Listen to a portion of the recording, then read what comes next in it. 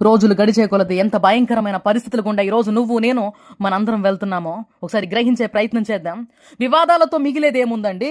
పంతాలతో మిగిలేదేముంది? ప్రేమలు చల్లారిపోతున్నాయి, బంధాలు బలైపోతున్నాయి. అవగాహన లేకుండా మాట్లాడినంత మాత్రాన అసత్యాలు సత్యాలుగా పిలువబడతాయా? అబద్ధం నిజమవుతుందా?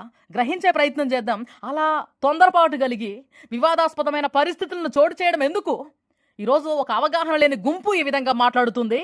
సమాజానికి క్రైస్తవుడు ఏ మేలు చేయలేదు, దేశానికి ఏ మేలు జరగలేదా? ఎలా అలాగా చరిత్రను తెలుసుకోకుండా మాట్లాడుతున్నారండి? ఒకసారి మనం చరిత్రను తెలుసుకునే ప్రయత్నం చేద్దాం. మన భారతదేశానికి క్రిస్టియన్ మిషనరీగా విలియం కేరీ గారు వచ్చినప్పుడు ఇక్కడ ఉన్న పరిస్థితులను చూచి ఎంతో ఆశ్చర్యపోయారు. ఎంత అజ్ఞానంలో, ఇంత అంధత్వంలో ప్రజలున్నారేంటి అని తను సువాత చెప్పడానికి వచ్చాడు. కానీ ఇక్కడ పరిస్థితులు చాలా భిన్నంగా ఉన్నాయి. వీరికి సహకారం, సహాయం చాలా అవసరమని తన వంతుగా తాను చాలా ప్రయాసపడ్డారు. సొంత వాళ్ళు నెట్టివేసిన హత్తుకున్నాడు మనల్ని. ఎలా మర్చిపోయారండి? తొందరపడతారు. తొందరపడటం వల్ల మిగిలేదేమన్నా ఉందా? గ్రహించే ప్రయత్నం చేద్దాం.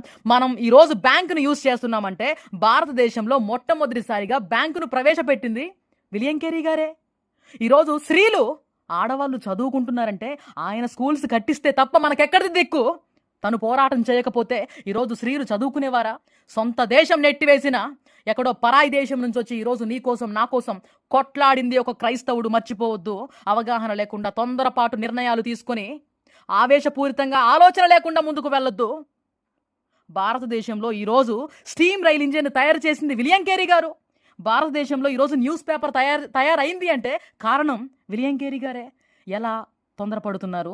గ్రహించే ప్రయత్నం చేద్దాం. అదేవిధంగా ఈరోజు నువ్వు నేను ఒక పెన్నుతో రాస్తున్నాం కదా, ఎన్నో కవితలు రాస్తున్నాం, ఎన్నో వాక్యాలు రాస్తున్నాం. ఈరోజు పెన్నుతో రాస్తున్నామంటే ఆ ఇంకును తయారు చేసింది ఎవరనుకుంటున్నారు? విలియం కేరీ గారే.